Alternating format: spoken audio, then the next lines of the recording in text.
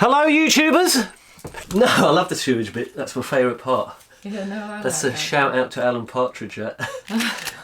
We're off. Go. Right, we're off. Go. Bex. You caught me. I'm eating sweeties and pouring vodka. What a crazy rebel. If Bex is getting drunk, I have to get drunk too. So Becca's got a drinking problem. That is not going in. That ain't going in, okay. Cheers. Right, cheers. So where to begin? That's a bit strong. Anyway. So what we thought, we'd get together tonight and just discuss like where we left off on the last episode, because we were in a big hazy ball of narrowboat lovingness, weren't we? And we were just like... We know you're all at home waiting anxiously to hear about whether we scooped up that rather delicious narrowboat. So, yeah, we just want to talk you through our experience. And I think you should cut to the chase, though, and just let them know, because otherwise they'll click forward, won't they? They'll skip a bit. Okay. Did we buy the boat? Oh, it all went a bit tits up, didn't it? Yeah. Lovely, lovely boat. Loads of potential. But one or two massive kind of alarm bells ringing with it. One of our stipulations with a boat that we want to buy is that we will have a survey done on it to make sure, because everything can look all lovely and kosher above the waterline, but underneath, who knows, you might have a right old holy thing going on down there. I think sort of his situation dictated that he needed to get it passed on kind of quickly because he was moving house as well. But for us, we needed that time to arrange a survey and to do, you know, just really thoroughly check it over, because otherwise, who knows what you're buying into, really. You could end up with a wealth of problems down the line. I mean, we were ready to get it without the survey, throw everything out the window. We don't want to do the survey anymore. We just love the boat so much. We don't want to lose it. We love the little bit of land next to it and all that And then we trampoline party going out the window at the moment, and I'm just like, we need to get it. And then we checked ourselves and realised that that was way too dangerous. Put all our savings into that. Yeah.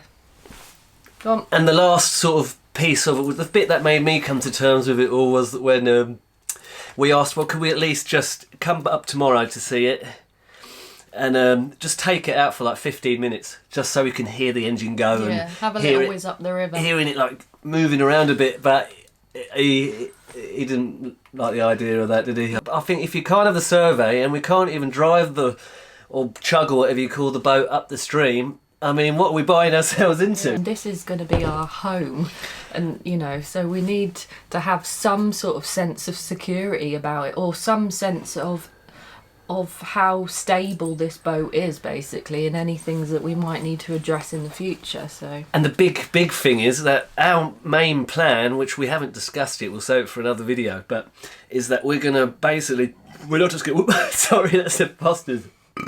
Better out than in. But I'll put a little sensor thing up there.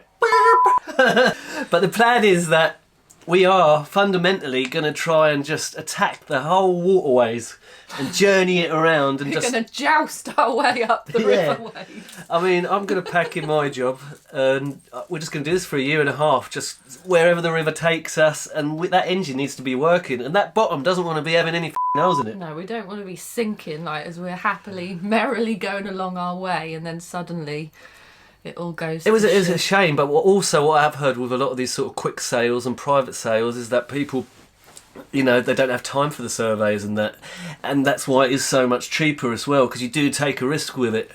But we said from day one we're doing the survey, and we were both, that was one of the first things we said, wasn't it? So so on to the next one. At the moment we are still a little bit on the rebound. We're just like, I just want one.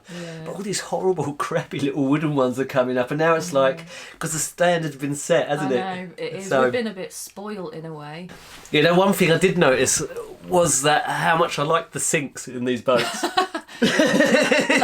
Loves a Belfast sink, this one. That f***ing giant white thing. It's massive. You could bath in that bad boy. And then huge. And in the bathroom as well, it had that cool little, it looks like something from like a spa or something, doesn't it? It did. So that brings us to the end, don't it, I think?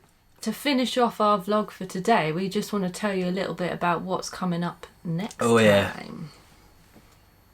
Or we don't, actually. We'll just give you that dramatic thing and then see ya! No, we've got a really, really exciting video coming up like next. This is, we've got a new character, a new thing that we are introducing to the Crowbot family. And this thing, this monstrous human-type creature would very much like to say hello to our viewers. He's our very, very special guest. So, okay, no, let's leave it at that then, yeah? Peace out! Peace out!